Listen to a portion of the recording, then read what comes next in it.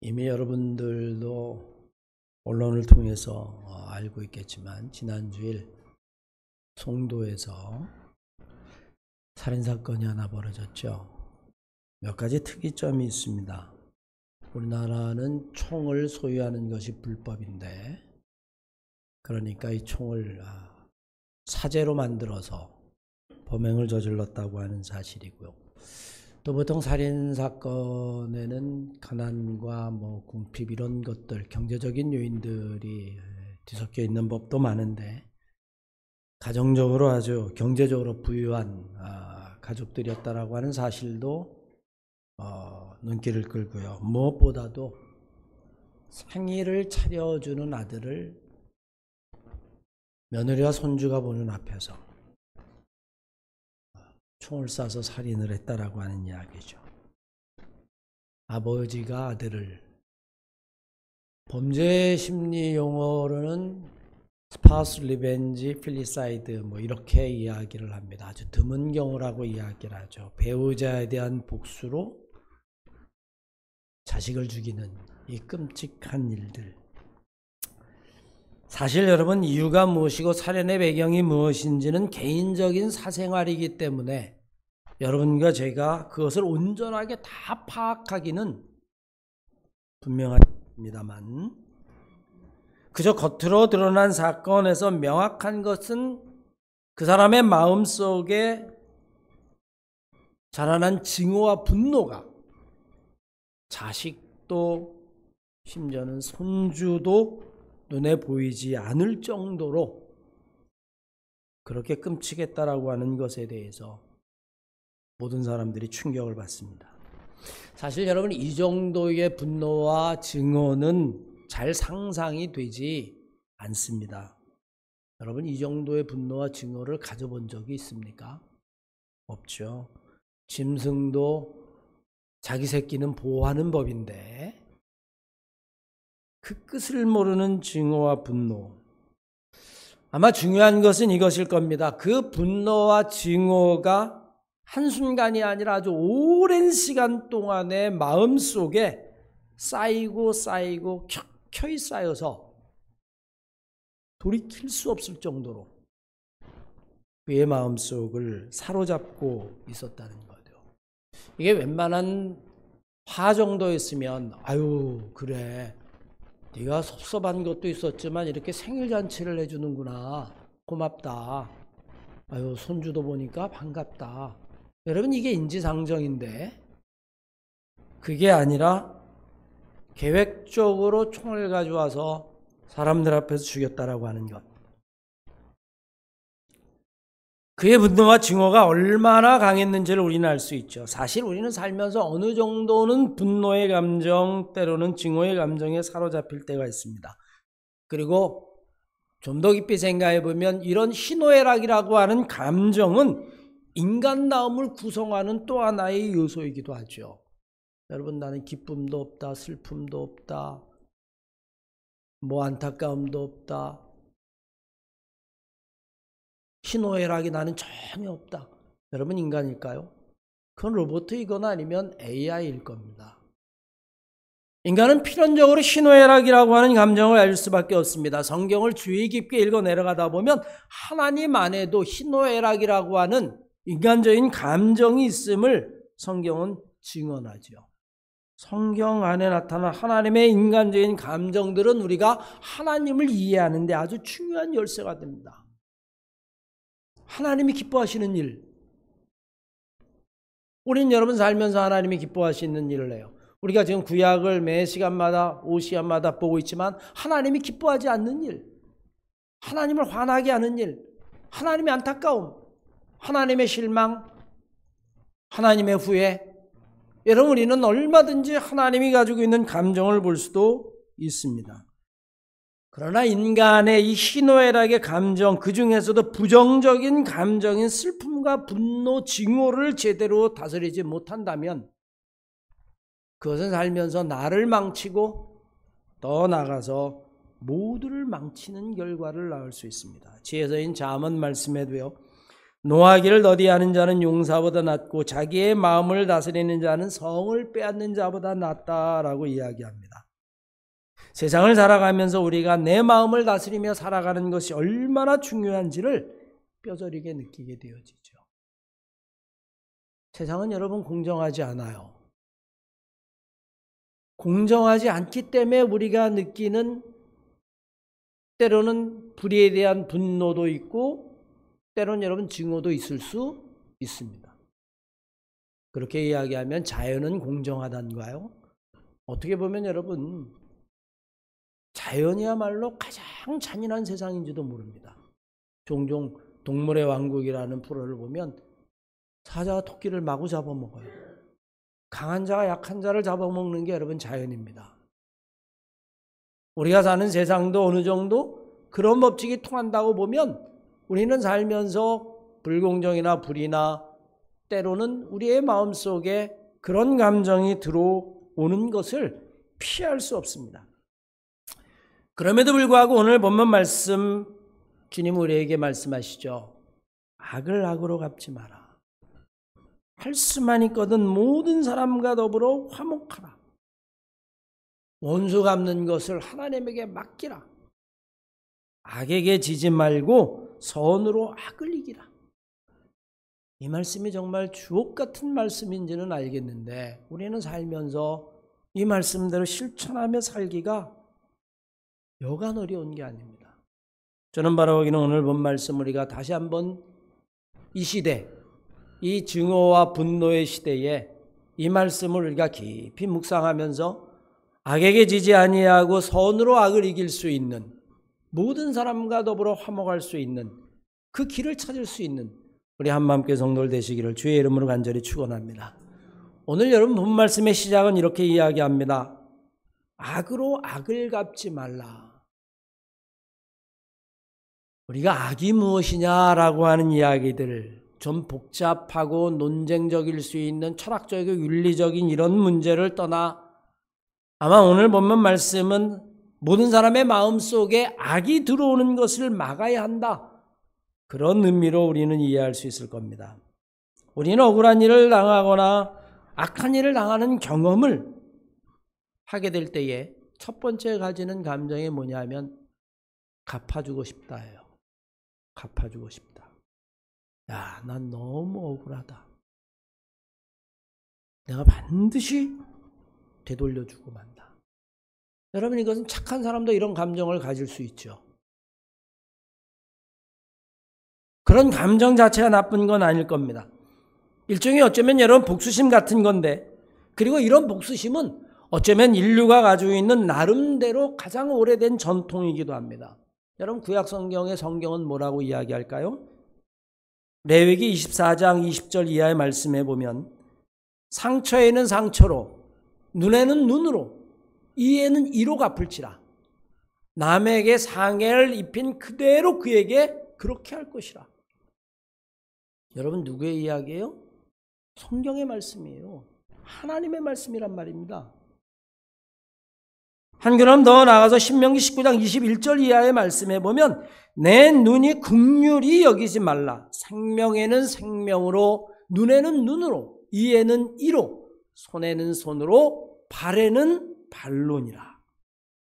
여러분 이 말씀이 구약의 율법의 전통이라고 하는 사실이에요. 성경에 기록되어 있는 말씀입니다. 그러니 어느 정도 우리의 마음속에 되갚아주고 안 갚음하고 싶고 때로는 복수하고 싶은 마음이 인간의 마음속에 있다라고 하는 사실은 당연한 건지도 모릅니다. 이미 여러분 이런 율법들은 더 오래된 것도 있어요. 고대 근동지방의 법전의 모태라고 이야기하는 함무라비 법전, 여러분 기원전 18세기에 기록된 것으로 그렇게 알려져 있는데 거기도 여러분 똑같은 이야기가 담겨져 있습니다. 우리가 일종의 이것을 탈레오 법칙이라고 이야기해요. 피해자가 당한 손해를 가해자에게 동일하게 보복하는 원칙입니다. 눈에는 눈, 이에는 이. 고대 바빌론의 함무라비 법전에서 기록되어진 이 이야기는 우리들이 얼뜻 보기에는 야 저렇게 복수하라고 하는 것을 말하는가 보다. 여러분 그렇게 이야기하기 쉽죠. 눈, 에는 눈, 이, 에는 이. 똑같이 갚아주라는 것보다 여러분 그런데요. 이 함부라비 법전뿐만이 아니라 신명기 레위기에 있는 말씀의 근본적인 의도는 거기에 있지 않습니다. 무제한적인 복수를 제한하고 나름대로는 정의의 균형을 맞추고 그리고 복수심이 그냥 폭주하는 것을 막기 위한 최소한의 장치예요. 내가 여러분 눈을 다쳤어요. 평생을 앞을 보지 못한다고 그렇게 생각이 되어집니다. 그러면 사람이 어떻게 생각할까요? 복수하고 말겠다. 내가 눈을 다쳐? 나는 네 생명을 끊겠다. 네 생명만 끊는 게 아니라 네 자식뿐만이 아니라 너의 모든 집안을 다 죽여버리고 말겠다.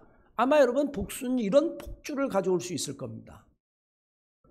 사실 함부라비 법전이나 아니면 레위기나 아니면 신명기에 나와 있는 이야기는 이런 무한대의 복수의 폭주를 막기 위해서 나름대로 안전장치를 정한 거예요. 한 만큼만 갚아라. 그 이상은 안 된다. 어쩌면 여러분 인류가 가지고 있는 최소한의 안전장치라고 이야기할 수 있죠. 그럼에도 불구하고 오늘 본문 말씀은 우리에게 한 걸음 더 나가서 악으로 악을 갚지 말라라고 이야기합니다. 동일한 보복조차도 안 된다라고 이야기를 합니다. 인류가 가지고 있는 전통 속에서는 여러분 선뜻 받아들이기가 어렵죠. 그러면 당하고만 있으란 이야기인가? 내가 이렇게 불의한 일을 당하고 억울한 일을 당했는데 그러면 가만히 있으란 이야기인가? 여러분 아마 우리는 그렇게 생각하기 쉬울 겁니다. 그러나 사실 여러분 복수라고 하는 것, 그 모든 동일한 보복이라고 하는 것은 그 근본은 같다라고 하는 사실을 알아야만 합니다. 왜 악을 악으로 갚지 말라고 이야기했을까요? 눈에는 눈, 최소한 이에는 이, 생명에는 생명. 그럴 때에 우리의 마음가짐이 이미 여러분 그 가해를 입힌 사람과 똑같아진다는 거예요. 우리의 마음도 똑같아진다는 겁니다. 우리의 마음도 악한 사람이 되지 않고서는 그렇게 행동할 수 없다는 겁니다. 동일성의 법칙이라는 것이 눈, 이라고 하는 겉으로 드러난 결과뿐만이 아니라 알고 보면 내 안에 있는 마음조차도 악이 되어버리고 내 안에 있는 마음조차도 무자비해지고 내 안에 있는 마음조차도 복수심에 불탈까 봐 오늘 여러분 성경은 우리에게 악으로 악을 갚지 말라라고 이야기합니다. 악으로 갚는 순간 우리의 분노의 감정은 해소될지 모르지만 하나님의 자비가 설 곳은 어디에도 없습니다. 여러분 이미 주님은 이것을 알고 계셨죠. 그래서 여러분 산상수훈이라는 마태복음 5장 말씀에 보면 이렇게 말씀합니다. 또 눈에는 눈, 이에는 이로 갚아라 했다는 것을 너희가 들었으나 나는 너에게 이르노니 악한 자를 대적하지 말라. 누구든지 내 오른뺨을 치거든 왼쪽도 돌려대며 또 너를 고발하여 속옷을 가지고 가져든 겉옷까지도 가지게 하며 또 누구든지 너를 억지로 우리를 가게 하거든 그 사람과 심리를 동행하고 내게 구하는 자에게 주며 내게 꾸고자 하는 자에게 거절하지 말라. 또 내 이웃을 사랑하고 내 원수를 미워하라 했다는 것을 너희가 들었으나 나는 너에게 이르노니 너희 원수를 사랑하며 너희를 박해하는 자들을 위하여 기도하라. 그러므로 하늘에 계신 너희 아버지의 온전하심 같이 너희도 온전하라. 지키기 어렵지만 왜 이 말씀을 하셨을까요? 똑같이 우리의 마음이 악해지지 말라는 거예요. 똑같이 눈으로, 이로, 생명으로, 목숨으로 보복할 정도로 우리의 마음도 같아지지 말라는 거예요. 그러면 여러분 우리는 이런 생각을 하게 되죠. 하나님, 억울해서 어떻게 삽니까? 여러분 어떻게 살아요? 그런 일을 당하면 그 억울함은 어디서 풉니까? 오늘 성경은 여러분 거기에 대한 이야기를 합니다. 원수 갚는 것이 누구에게 있다? 하나님에게 있다. 악으로 악을 갚지 마라 라고 이야기하고 할 수만 있다면 모든 사람과 선하라, 화목하라. 너희의 마음이 똑같이 악해질까 봐 두렵다. 그렇게 하지 말아라. 그러면 하나님이 이 억울한 걸 어떻게 합니까? 라고 이야기를 했더니 오늘 성경은 이야기합니다. 원수 갚는 것이 나에게 있다. 동의하실 수 있으십니까? 일반적으로 여러분 원수는 어때요? 내가 갚아야 후련한 거 아닙니까? 내가 갚아야 후련하죠. 남이 갚아주는 것보다 여러분 내가 갚는 게 사실 후련합니다. 그러나 오늘 보면 말씀의 의미를 깊이 생각해 보면 우리는 스스로 복수의 화신이 되어서는 안 된다는 걸 말해줍니다. 탈무드의 격언에 보면요 이런 이야기가 있어요. 복수를 꿈꾸는 자는 반드시 2개의 무덤을 준비해야 한다. 그 사람의 무덤뿐만이 아니라 그렇게 복수하면 상대방이 또 복수를 하기 때문에 내 무덤도 준비해야 된다. 2개의 무덤을 준비해야 된다. 복수는 복수를 낳죠. 원한은 원한을 낳고 증오는 증오를 낳고. 오늘 성경은 우리들에게 이야기합니다. 사랑하는 자들아 너희가 친히 원수를 갚지 말고 하나님의 진노하심에 맡기라. 기록되었을 때 원수 갚는 것이 내게 있으니 내가 갚으리라 라고 이야기합니다. 이 말씀은 우리가 어떻게 복수가 복수를 낳는 악순환을 끊을 수 있는지를 우리에게 분명히 보여주고 있죠. 사실 우리의 복수는 여러분 동일성의 한계를 벗어날 수 없습니다. 냉정하게 이야기하면 복수는 한풀이라고 이야기를 하기가 쉽죠. 그런데 이것은 여러분 때로는 한풀이로 끝나고 말아요. 보다 근본적인 길이 아니란 이야기입니다. 그런데 하나님의 복수는 하나님이 친히 하시는 복수는 그것보다 여러분 훨씬 더 근본적입니다. 우리가 여러분 구약 성경을 오시엄마다 보는데 사무엘상에 보면 사무엘에 관한 이야기가 나와요. 사무엘의 탄생에 관한 이야기죠. 엘가나라고 하는 유대인 한 남자가 있는데 그에게는 2 아내가 있습니다. 하나는 분인나고 하나는 여러분이 아시는 것처럼 한나예요. 분인나는 아이를 낳았습니다. 그런데 한나는 아이가 없었어요. 분인나가 끊임없이 여러분이 한나를 괴롭힌다. 성경은 그렇게 이야기합니다. 구약 성경에서는 이건 정말 수모 중에 수모고 여성으로서는 존재 의미가 없는 거예요. 그러니 여러분 그 마음속에 미움이나 증오가 없을 리가 없습니다. 화가 나지 않을 수가 없어요. 사무엘상 1장 말씀에 보면 분인나가 끊임없이 한나를 괴롭혔다. 격동시켰다. 이렇게 이야기합니다. 그의 마음속에 분노와 증오가 여러분 끊임없이 자랐을 겁니다. 우리는 여러분 어떻게 복수할까요? 우리의 복수는 딱 하나입니다. 하나님, 분인나도 나처럼 되게 해주세요.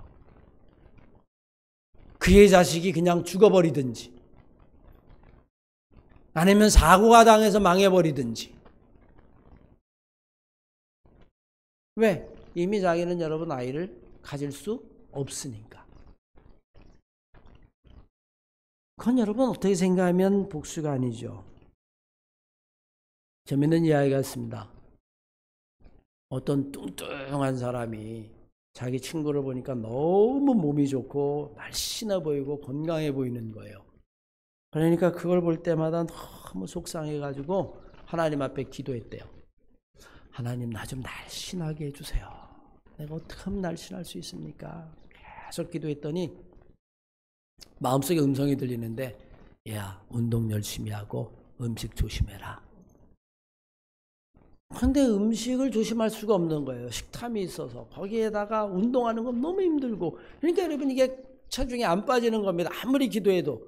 그래서 어느 순간 기도의 제목을 바꿨어요. 하나님 제가 뚱뚱하게 해주세요. 나보다 10배 뚱뚱하게 해주세요. 여러분 한번 생각해 보십시오. 우리가 생각하는 복수의 의미는 뭘까요? 여러분이 만약에 한나라면 그렇게 격동했었을 때에 그 길을 어디에서 찾을 수 있을까요? 한나는 그걸 가지고 하나님에게 끊임없이 기도하죠. 그리고 하나님은 여러분 분인나를 망가뜨리는 것이 아니라 하나님은 한나에게 사무엘을 주시고 더 나아가서 더 많은 자녀를 통해서 하나님이 한나를 높이신 줄로 믿습니다. 우린 여러분 복수라고 이야기하면 결국에는 상대방을 망가뜨리는 것만이 복수라고 생각을 합니다. 그래야 후련하다고 생각하죠. 아마 여러분 성도의 살인도 그런 것 아니었을까요? 내가 잘 되기는 이미 틀린 것이라면 남을 망가뜨려서라도 그렇게 해서라도 내가 복수를 해야겠다라고 생각하는 순간 그건 여러분 우리 모두에게 죽음이라는 겁니다. 진짜 복수는 뭐예요? 그게 아니에요. 내가 잘 되는 것입니다. 여러분 한나가 끊임없이 분인나를 증오하고 미워하고 끊임없이 여러분 복수의 심을 가졌다라면 복수의 마음을 가졌다라면 아마 하나님이 한나에게 그랬을 거야. 한나야, 네가 그렇게 복수의 마음에 불타면 네가 어떻게 복을 받겠냐? 네가 복수로 나에게 기도하면 내가 어떻게 너에게 복을 줄 수 있겠냐? 그런데 여러분 한나는 그 길을 택하지 않았어요. 하나님에게 끊임없이 자기의 사정을 아뢰고 하나님이 여러분 결국에는 한나의 기도를 들으시고 사무엘과 그의 형제를 주셨음을 우리는 압니다. 내가 하나님 앞에서 잘 되기 위해서라도 우리의 마음속에 증오와 분노를 불태워서는 안 된다라고 하는 이야기입니다. 오늘 성경 우리들에게 이야기하죠. 여러분 악으로 악을 갚지 마십시오. 그러다 여러분이 악이 될까 두렵습니다. 그러면 어떻게 합니까? 원수 갚는 것은 하나님에게 맡기십시오. 하나님이 여러분들의 원수를 갚아주실 겁니다. 그런데 여러분 그 말을 믿기 위해서라면 우리에게 중요한 것이 있어요.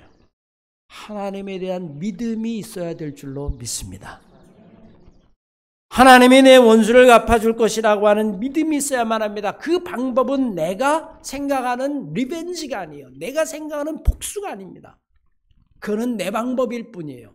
원수 갚는 것은 하나님에게 있다라고 하는 이야기는 하나님의 방법, 하나님이 나를 높이시고 하나님이 나의 부족한 것을 채우시고 하나님이 내 안에 있는 증오와 미움을 없애주시고 하나님이 나를 더 선한 자로 만드시고 하나님이 나를 더 믿음의 사람으로 만드시고 하나님이 내 안에 선을 만드실 때에 그게 진정한 복수인 줄로 믿습니다.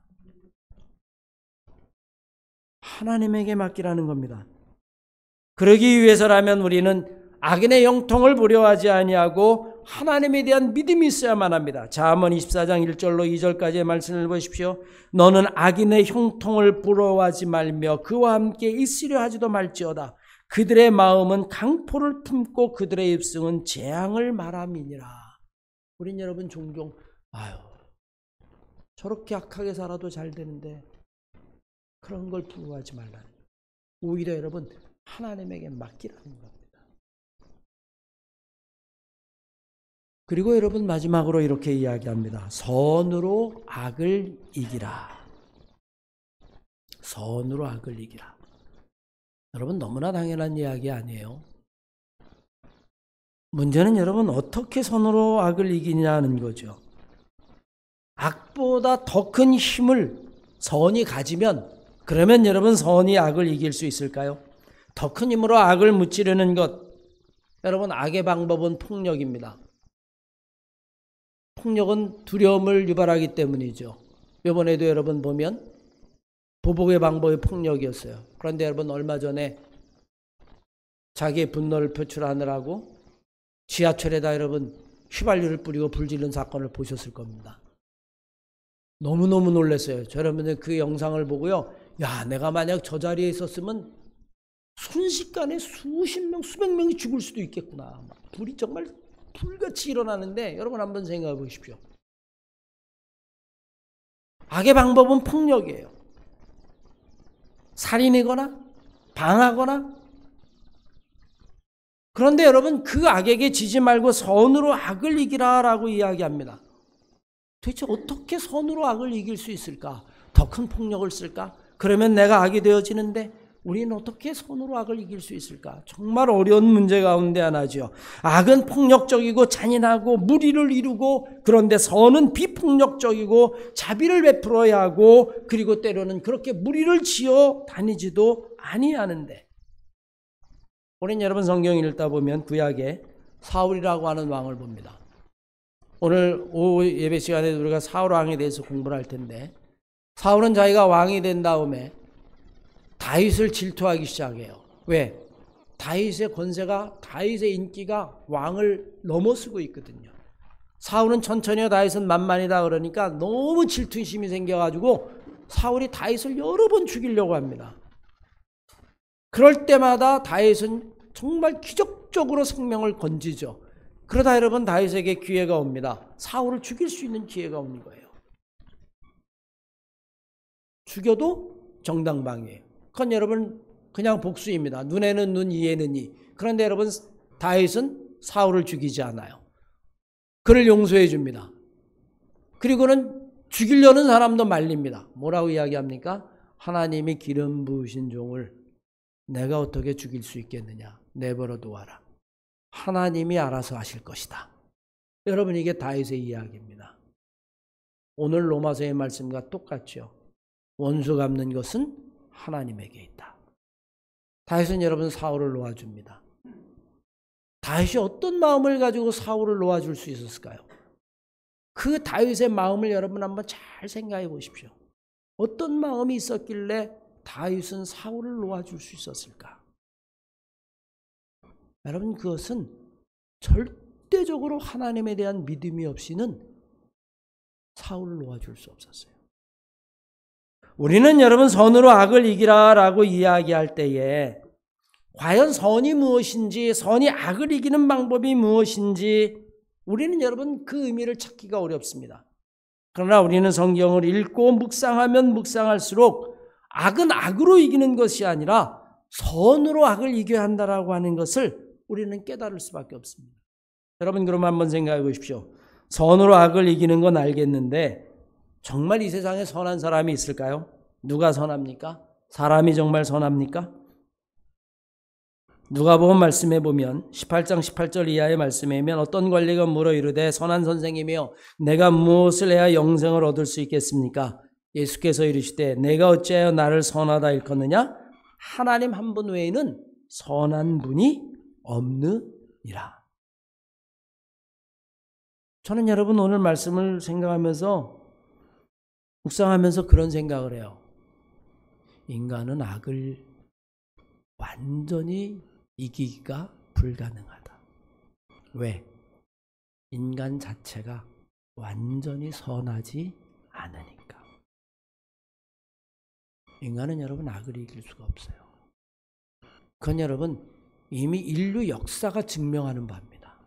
인간은 여러분 절대로 악을 이길 수 없어요. 어쩌면 여러분 이 악이라고 하는 것은 훨씬 더 심오한 겁니다. 그 악을 이길 수 있는 방법이 있다면 딱 하나입니다. 선하신 하나님.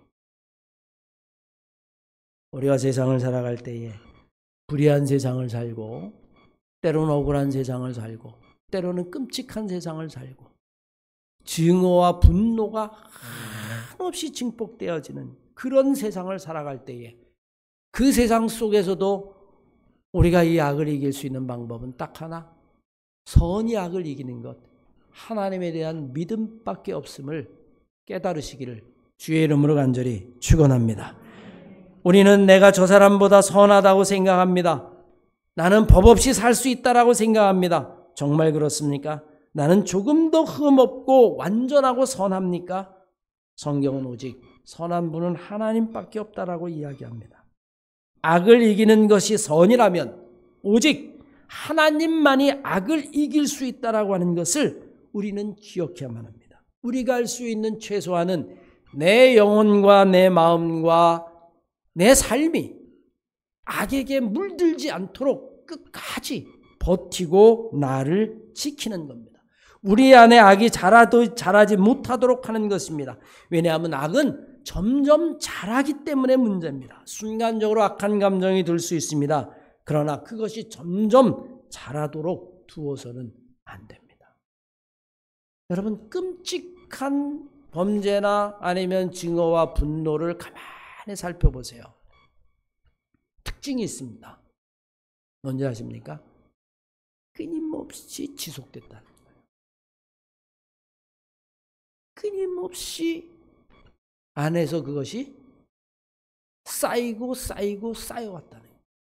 그러다 폭발하게 되었다는 이야기. 우리의 마음이 그래서는 안 된다는 거예요. 선한이신 하나님, 그 하나님이 우리의 마음을 주관하도록 우리 마음에 늘 함께하도록 기도할 때에 우리는 선을 이길 수도 있고 악에게 지지 않을 수도 있다는 겁니다.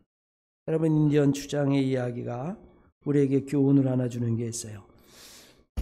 나이든 인디언 주장이 마을에 있는 아이들을 모아놓고 이야기합니다. 얘들아, 너희들 마음속에는 악한 늑대와 선한 늑대, 이 두 마리가 있다. 이 둘은 늘 너희의 마음속에서 하루도 빼놓지 않고 싸운다. 그러자 한 아이가 물었어요.